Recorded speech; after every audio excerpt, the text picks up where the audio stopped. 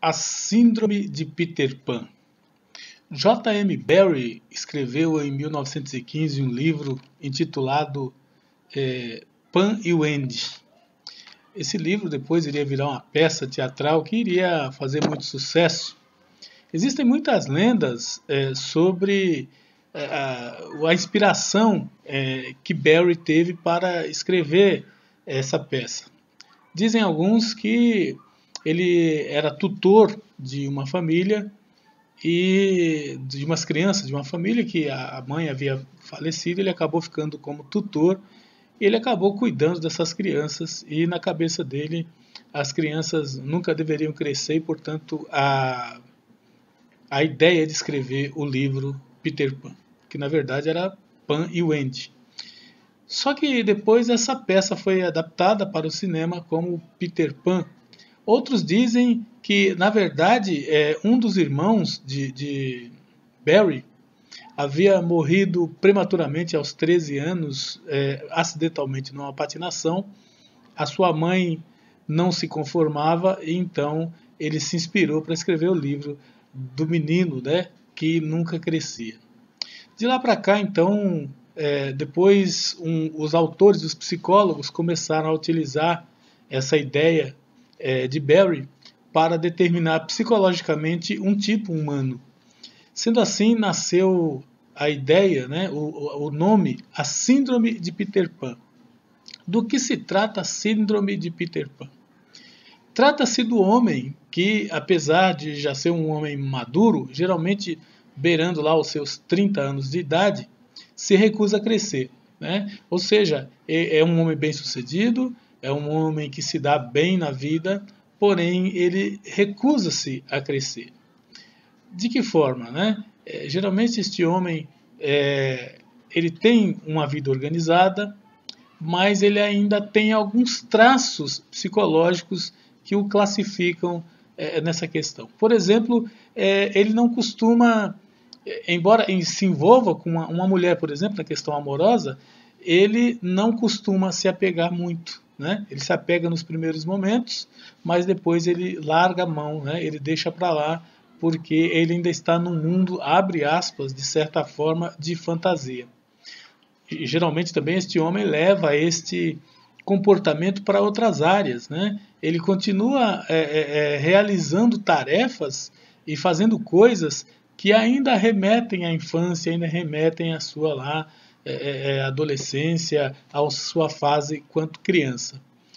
Não é errado que um homem ele tenha, né, ou o ser humano tenha o seu lado infantil em algum lugar, o seu lado adolescente em algum lugar, mas é errado quando isto acaba tomando conta desta pessoa. Isto acaba dirigindo os atos dessa pessoa.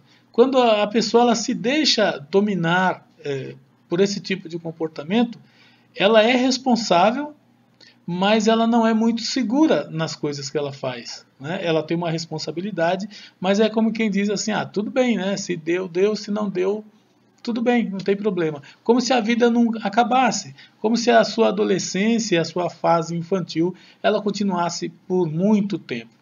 Não é capaz de enxergar muito mais seriamente os seus filhos e os seus amigos, né? Porque ele enxerga, né, os seus ciclos de amizade geralmente estão nessa faixa dos 13 até os 19 anos, 20 anos, que é quando ele se identifica.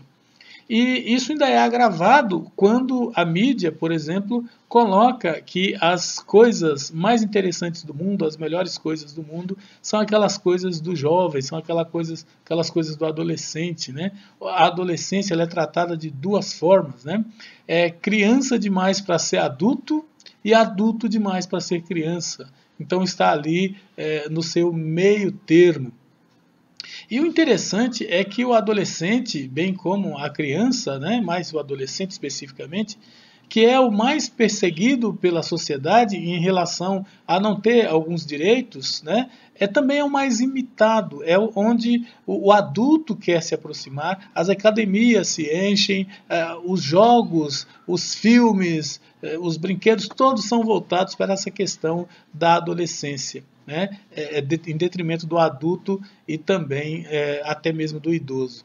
Mas este homem, estamos falando da síndrome de Peter Pan, no caso das mulheres nós determinamos como síndrome da Cinderela, e que eu falarei no próximo vídeo, mas é uma coisa que deve ser tratado com muito cuidado.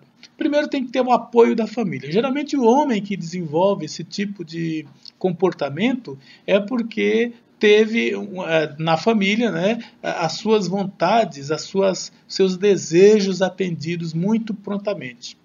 Então ele vai levando isso no decorrer da vida como se as coisas viessem muito fáceis e algumas outras coisas fossem descartáveis. A síndrome do Peter Pan não é um problema se ela não interfere na vida do indivíduo.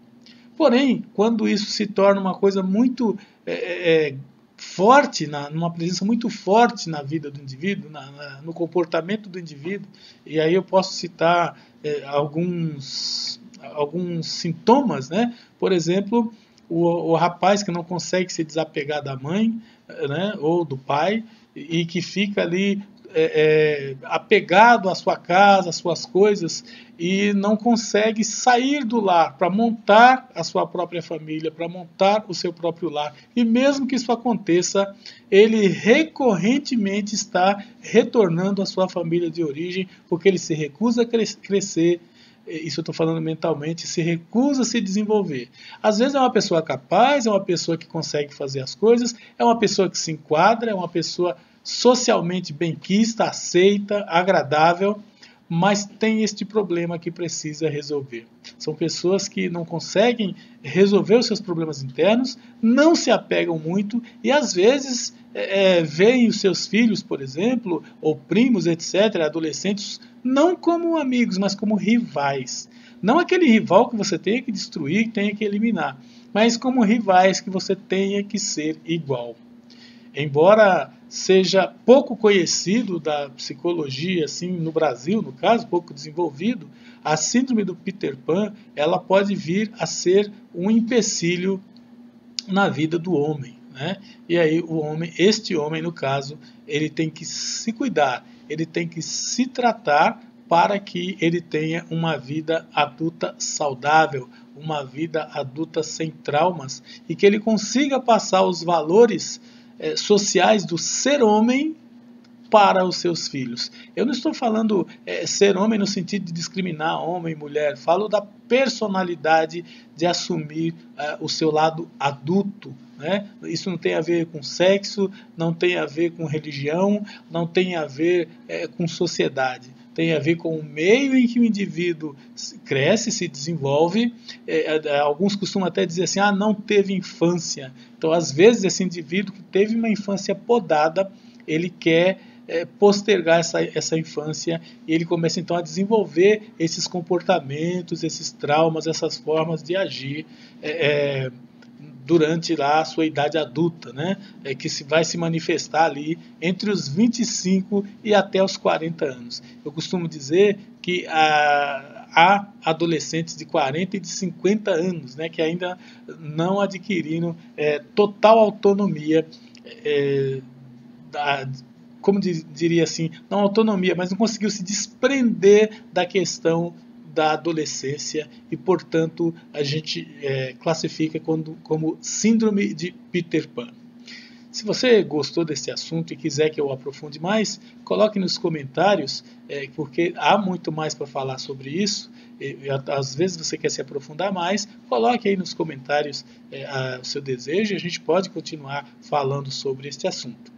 Por hora eu quero agradecer a sua presença, pedir que você divulgue, que compartilhe e que se inscreva no nosso canal para ter acesso a mais assuntos pertinentes como este. Muito obrigado e até o próximo vídeo.